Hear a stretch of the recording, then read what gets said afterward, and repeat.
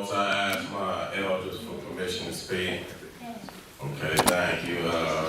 Yes, I am from America. I'm from Detroit, Michigan. I've been living in America all my life. The world that Dr. Martin Luther King and Harry Belafonte and all the greats. That world don't exist. It ain't gonna come to pass either. America is more segregated and more separated today than it ever been, even in their times.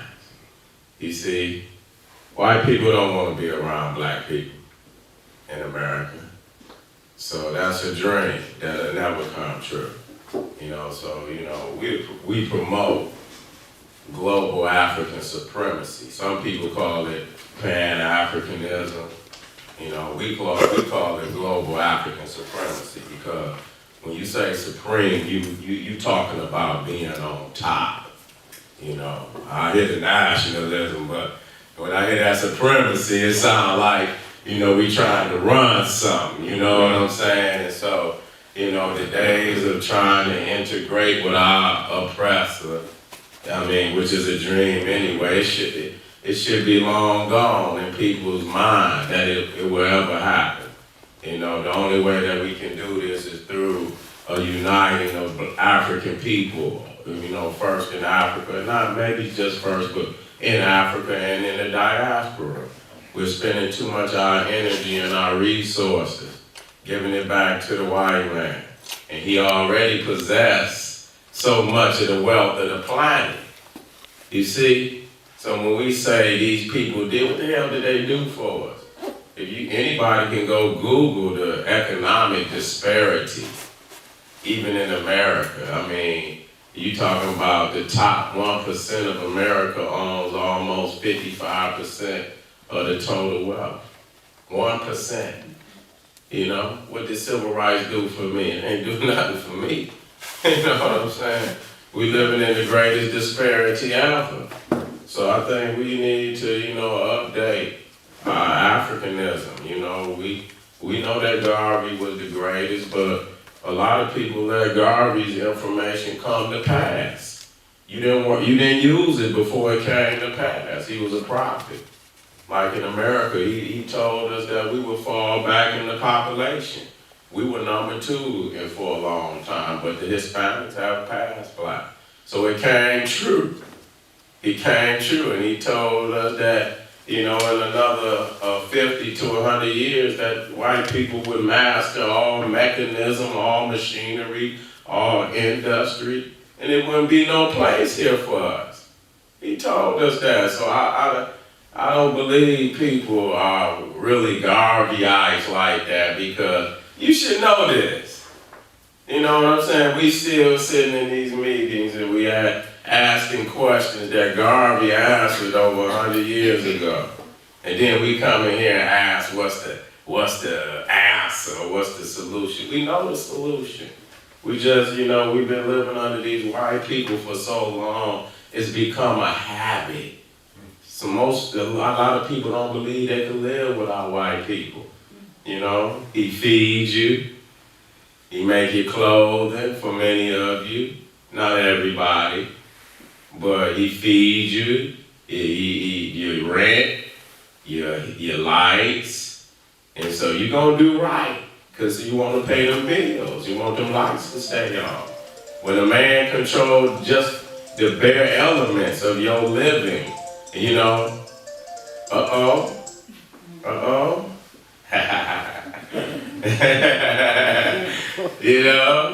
So, I'm not here to go against where, and Harry Belafonte may have done some things, but it was a dream. They should have went with Garvey.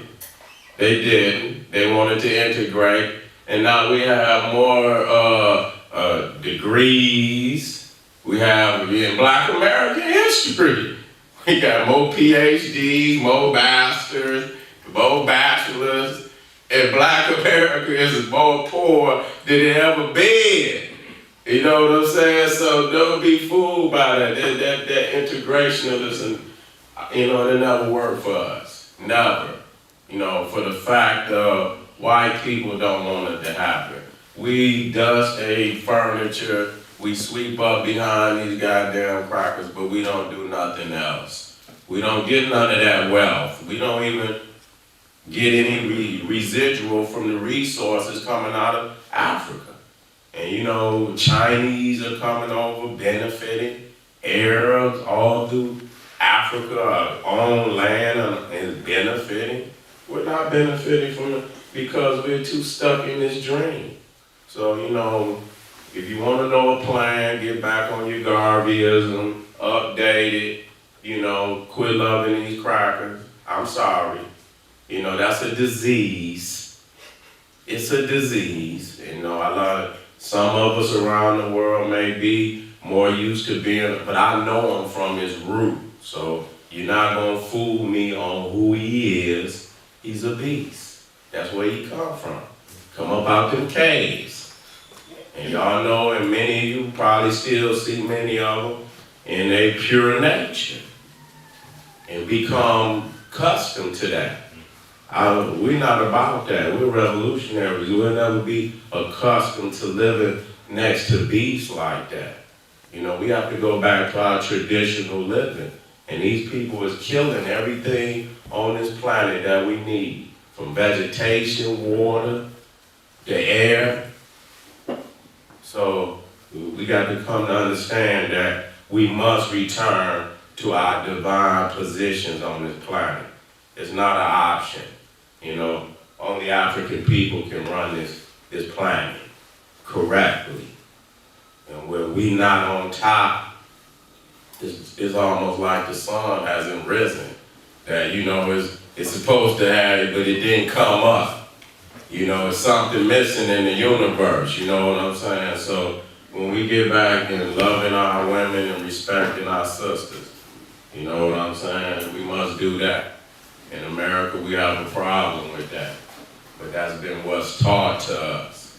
And I don't know if, you know, Africans in Europe or Africans in the continent even know what happened to us over there. You know, but it's a horrific Holocaust that happened to blacks in America.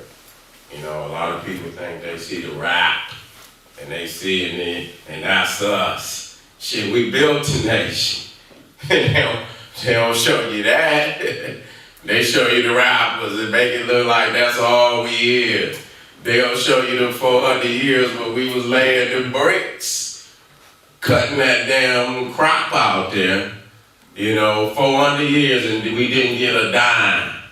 And then people want to wonder why we in the predicament we in today. That's a dream. If they was gonna be right by us and they would have gave us what they said they owed us. They owed us 40 acres and a mule.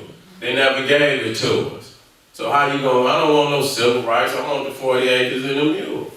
You know, we didn't get that. So if we can't have land and ownership of property, that's where the real power is at. You know, just giving people welfare and stringing you along. You know, so we got to get back on some ownership. Resources, real resources, free in Africa. Africa must be free for African people anywhere to be free. We got to start at home, you know, and many people, we laxing and we playing games, and other people from around the world are benefiting from Africa. So quit embarrassing, we got to quit embarrassing ourselves, because that's what we doing. Because we can easily do this. I can see the community here is strong. It's strong in America, but the most we'll do is come out.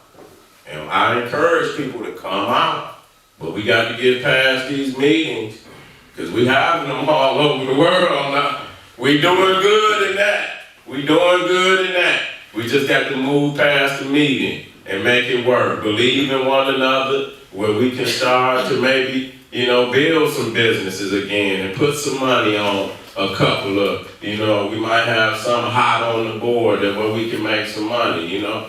But we have to trust in one another. We got to get these snakes out of our race where we can trust one another, you know. But we got to get over it now to get some progress. All right, I love you. I don't want to keep going on because I could talk forever. But we're about black power. And I had to say that. I know that's my frequency. I'm about black power, I ain't about nothing else. Cause I know that's what's gonna get it together.